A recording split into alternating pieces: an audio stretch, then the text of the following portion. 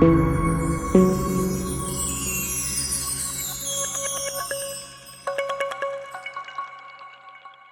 America Game of the Week may not be American Game of the Week on Channel 7 on Fox, but for me as a Philly fan and my fellow Eagle fans, man, this is American Game of the Week. But what it is, Philly, what it do, baby? Your boy Miami Duffy, you're back in the video to come holler at you. Hey, as I mentioned, this American Game of the Week, this right here is the intricate part of the season, man. This gonna let us know what type of team we have. As we've been seeing, can we be able to compete with one of the better teams in the AFC? You know, as the Tennessee Titans is one of the better teams of the AFC. You know, they're a decent team. They're a good team, and so you know they gonna come in there because they want to punch us in the mouth, and we got to be able to bob and weave and hit them back in the mouth and everything. So we definitely have all the tools and all the ability to do so, man. Before I even get into it, I want to say, man, make sure to like, subscribe, and comment. Hit that notification bell so you guys can get notified when I do drop a vid. And you know, I'm like Amazon. I'm next day delivery. Boop, video right in your face, baby. But all seriousness though, man, this is a great game that's gonna be played on Sunday. It's definitely gonna be a close game. It's gonna be a close game in my opinion. You know, two good offenses, two teams that can pound the ball and run the ball with the best of them. You know, and we see with King Henry, one of the best running backs, if not the best running back in the league. You know, he's going against our ferocious D-line. You know, when we had some, you know, times, and we do give up a lot of big runs and everything. You know, not having Jordan Davis in you know, it definitely plays a key part and a key role into how we can be able to get penetration, how we can be able to get pressure and get behind and get TFLs and get sacks and get pressure and everything. But you know, Linval, Joseph and Sue, they've been coming in. They've been doing their thing as vets, as they should. They've been doing their thing. And so I got to give credit to when credit is due. But all in all, we have to be able to stop the run because that's Tennessee bread and butter. That's Tennessee bread and butter. And I'm talking from the defensive side of the ball and what we need to do and how we should be able to prepare and put ourselves in position to be able to execute and do what we need to do. As we all know, Tennessee bread and butter is feeding 22. They get 22 to rock, and he can really tote that thing. We seen it plenty of times. He ran for 2,000, if not last year, the year before last. And you know, he's one play away from breaking it away. You know, and he can be able to catch out the backfield. So we got to make sure we game plan for 22 because 22 is their star player, as we know.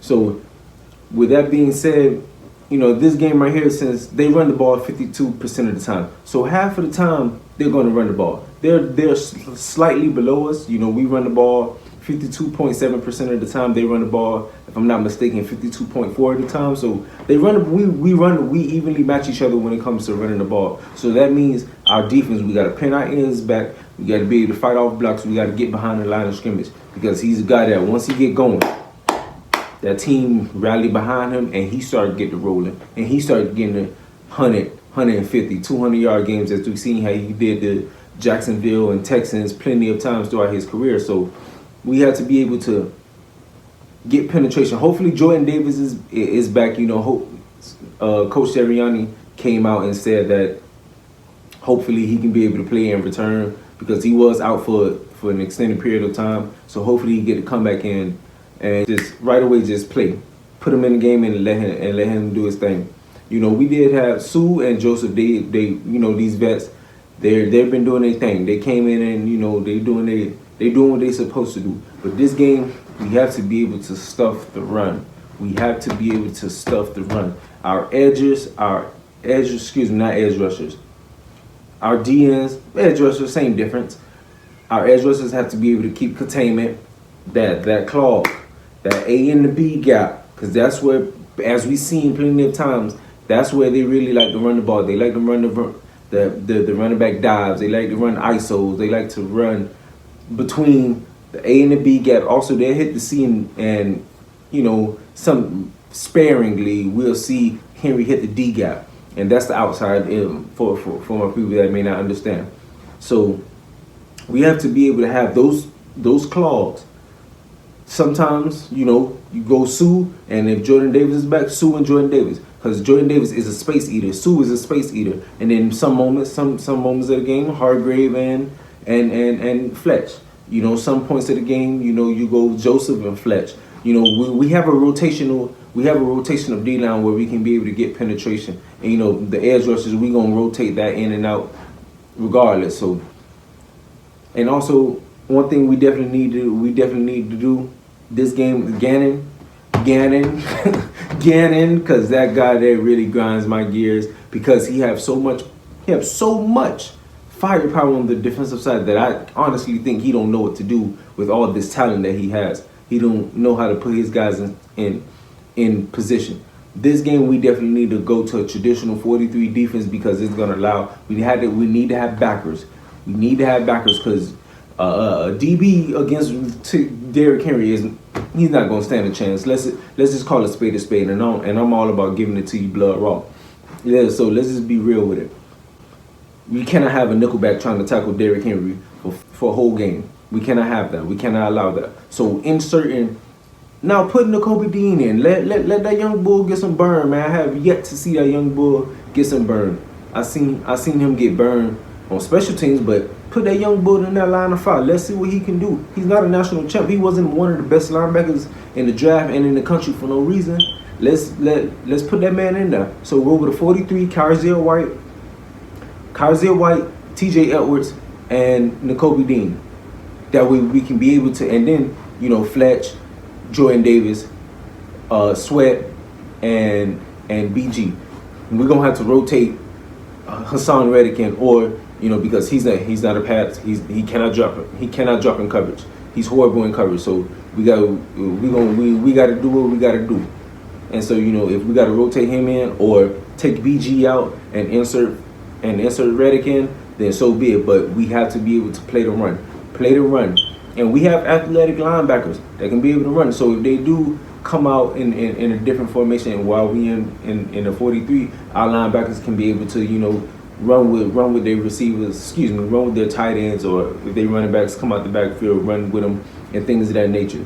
You know, some moments, you know, if they go twins and that means two receivers on each side or whatever, they go trips right, trips left, whatever formation that we go with. That's when, you know, game on the fly adjustments come in with Gannon. You know, that's when you insert your 4-2-5 set as we've been playing this whole season. So these are the things that we definitely need to do on the defensive side of the ball that can definitely propel us to shut down that high powering offense. And you know, so I ain't gonna lie, our DBs gotta come up there and play too. Our DBs, because Tannehill, he been cooking. I'm not even gonna lie. He need to adapt the whole slogan of let Tannehill cook, because for the past 3 games the man threw over 250 yards a game. So the man been doing his thing for the last 3 games since he came back from injury. So our DBs, Slay, Bradbury, if we do go man across the board, we do go cover 1, or we go 22 man, or whatever, or we go cover 3, whatever it is. But if we go man, you know, we gotta lock up Burks. Burks is their big time receiver, so we need to slide Slay wherever Burks is going. When we go man, slide Slay over there. You know, let Bradbury play the number 2, and whatever the case may be. So, you know, these are the things on the defensive side that Gannon have to be able to do, and we definitely can shut him down. We definitely have the defense to do so, but we just have to execute and put our guys in the right position, and we just got to come to play. We got to come ready to fight, because they go come punch us in the mouth, but you know, we gotta weave, and we gotta punch them back in the mouth. You know, it's gonna be a fight back and forth. Now on the offensive side of the ball, our offensive side, you know, we got one of the best offenses in the league, man. You know, starting with our general, man, Hurts, man, with that performance that he put on last week. Well, our running attack, man, our O-line, the way we did our goddamn thing. Whew, boy, about made me go into my New Orleans with, baby. The way we can run the ball, man. And Tennessee, they're 31st, excuse me, if I'm not mistaken. They're the 31st rush defense in the league. Man, if we don't blow the doors off these people running the ball, if we don't get no blowback, if we don't run the ball down their goddamn throat, I don't know what to tell. I don't know what to say. Because that's our bread and butter. We have a dynamic quarterback. We have a dynamic running back. And by the way, Miles, we need to pay that man. We need to pay that man, because that man top 5 in the league in rushing yards with 900. So he's doing his damn thing. He's doing his due diligence this year, man. I definitely, but that's a whole nother topic for a whole nother day. But it starts up front. Our O line got to be able to control. We got to be able to have gap control. We got to be able to open up lanes for Miles or Hurts or Gainwell or whatever. We have to be able to control the line of scrimmage because 80% of the games is won in the trenches. So if we can control the line, we control the line in the time of possession, we end up winning the game because that's what we've been doing for the entire season this year. So we have to continue to keep doing that. But we got to continue to have stellar play from our D-line. From Hurts. We had to continue to have our stellar play because they got 3 guys that can be able to get out the quarterback. Number 90, Bud Dupree, and I believe number 95, if I'm not mistaken. They both, all 3 of those guys are guys that can get out the quarterback and get sacks. So we have to be able to control the line of scrimmage. We got to be able to do what we need to do. And our receivers, Hurts, his ability to be able to extend plays and make time shake and get jiggy.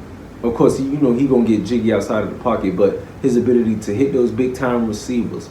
Hey, this AJ Brown homecoming, baby. So we gotta go stupid, man. We know we gotta get that man the ball, man. We gotta make sure we make him feel it that you should have paid that man, but thank you though.